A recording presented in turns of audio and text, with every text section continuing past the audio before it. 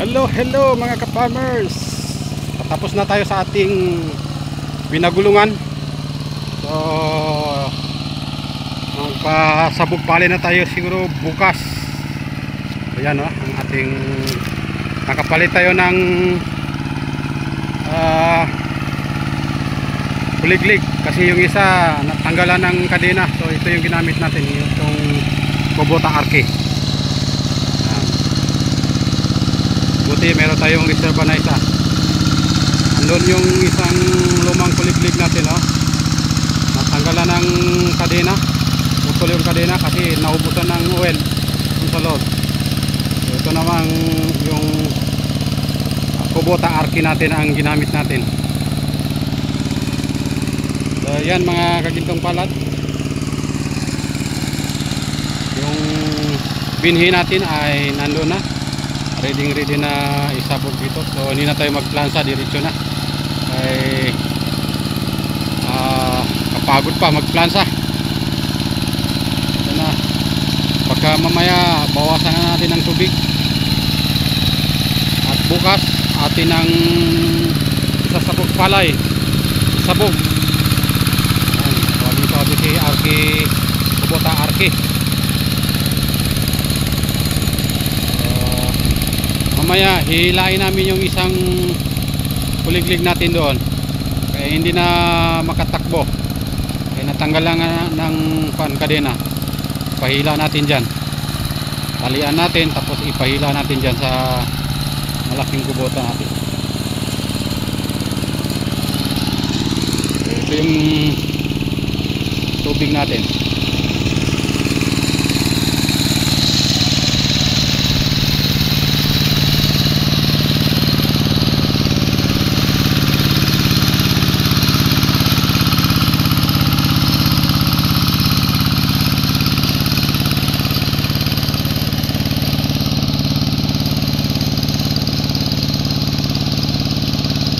At mga ka-farmers, sa mga masugid natin taga-subaybay sa Gintong Palad Channel, mabuhay ang mga kapwa natin farmers dyan.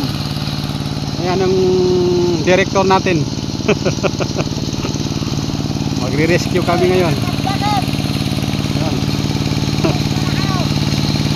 Ano, i-rescue namin yung isang kuliglig doon na tanggalan na nga ng kadena.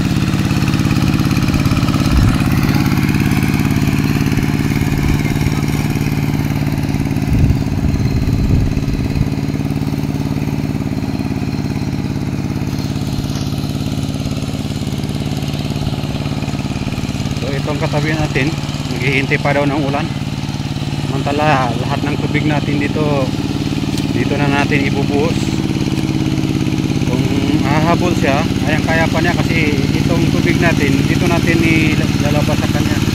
So, nasa kanya lang, hindi siya mahabol kasi tag-init ngayon baka matuyuan tayo ng area dito.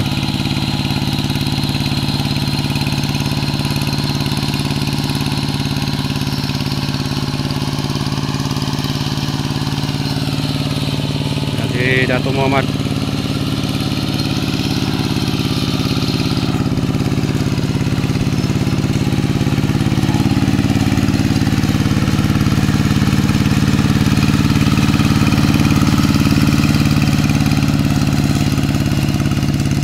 Mga ka-farmers, napakagandang gamitin itong kuliglig na galing Pampanga. Doon pa yan galing sa Manila, sa may Olongapo City. Yan yung kuliglig ng ating Uncle Mansor. So habang iniwan niya sa atin ito ang kanyang hand tractor. So swabe pala gamitin kapag meron nakalagay ang tiyan niya, kasi sa unang paggamit natin hindi natin nalagyan ng tiyan, kaya nahihirapan yung makina natin. So yan,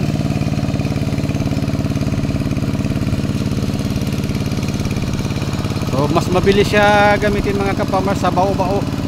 Kasi compare dito sa ating kuliglig, pag baw-baw ang ginamit mo talagang nakakapagod. Ito, kung hindi lang ito nagamit namin na pagulong, hindi kayo makakahabol ng tubig. So, ang daming ibon mga ka-farmers. So hanggang doon, yung sa mga pamangkin natin mga ka-farmers is na habol nila yung tubig kasi mabilis siya gamitin eh. Ang kagandahan ng isang lumang kuliglig mga ka-farmers, magaan siya. Pag nagaliko ka, magaan lang siya gamitin.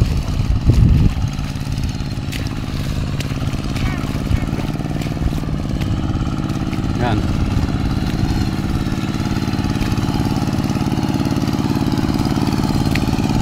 Kaysa yan medyo mabigat lang siya, pero kayang-kaya naman, malakas naman siya maghila.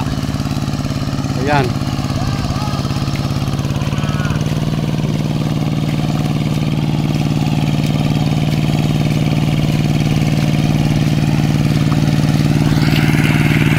Masunog yung kwan.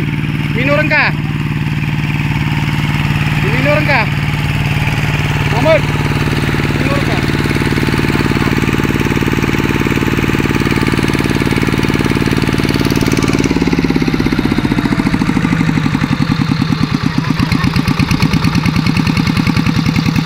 Putol kasi yung kanyang tali doon.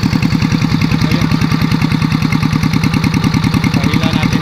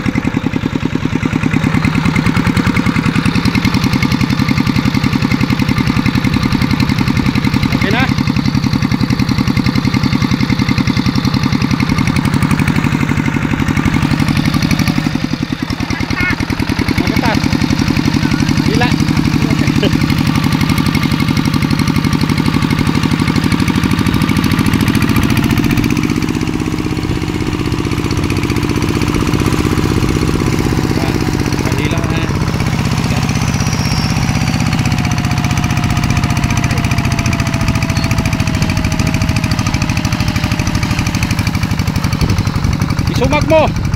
Tulak mo, Muhammad. Yang tire niya, Muhammad, yung tire niya. Kasi nag-lock yan. Malandumay na, talin ka nan. Malandumay ni tali.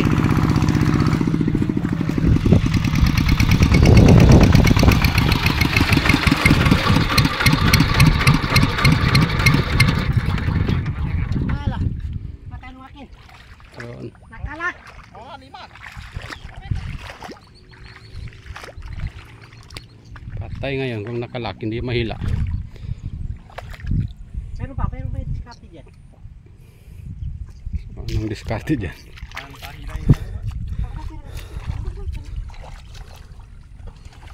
Hindi, ter. Pwede ka pa rin.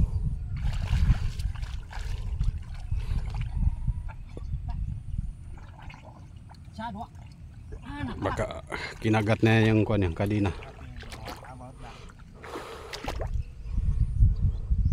Wait lang kayo, kahit magkuha ko ng ano. Kena mahal budak tungas semua tadi nih. Hindi. Alam, kira dyan. Dali lang. Basta kaya. Anong diskarte dyan? Siguro yung kadina niya mga farmers kinainan ng kuan. Yung ano ba yan? Sa loob? Rigay.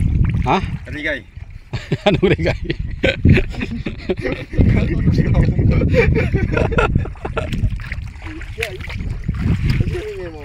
Yan siya. Kalawang ba? Kalawang. Kalawang? Nangalawang na. Hindi, yung kadena niya na nataputol. So nakalso doon sa kanyang kuan. Parang sprocket. Kaya yan, nag-lock siya.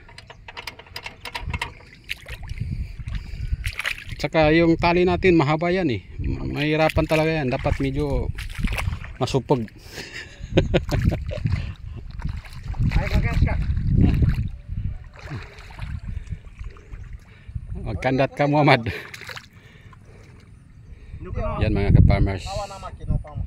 Stranded kami dito sa isang Masih toten. kuliglig. Ya masih malam mo isapuatan. Awan sa makina. Stranded kami dito sa isang kuliglig na ipahila. Yun ang problema, nag-lock yung kaniyang hindi maggulong. So ano kaya ang diskarte dyan ng ating direktor? Ito, naglubog na rin ito. Nahirapan siya mag slide. So yan lang mga ka-farmers, yan ang update natin dito sa ating bukid. Maraming salamat sa patuloy na pag-subscribe sa ating Gintong Palad channel. Magandang tanghali.